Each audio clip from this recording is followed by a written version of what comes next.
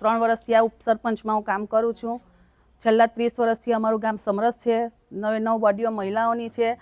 અમારા ગામમાં દરેક કાર્યો 9 બહેનો સાથે મેં મળીને ચર્ચા કરીએ છીએ। ગામના દરેક કામ જેવી રીતે ગટર યોજના, ગામના બ્લોકનું કામ, CCTV કેમેરાનું કામ, દરેક કામ અમે મગજમાં લઈને બધા સાથે મળીને ભેગા રહીને સાથે કામ કરીએ છીએ।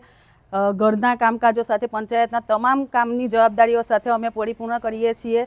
ગામમાં જેવી રીતે જેનિશભાઈ છે, ભરતભાઈ છે, નિલેશભાઈ છે, બધાના સહયોગ અમને સારો એવો મળે છે અને દરેક કાર્યમાં અમે સારું એવું કામ કરીએ છીએ।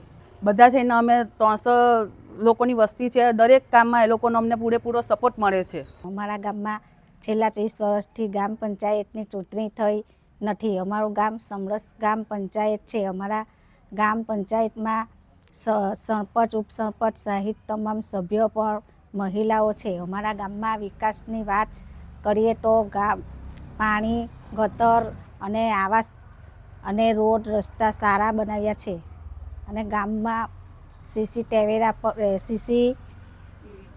પણ લગાડ્યા છે।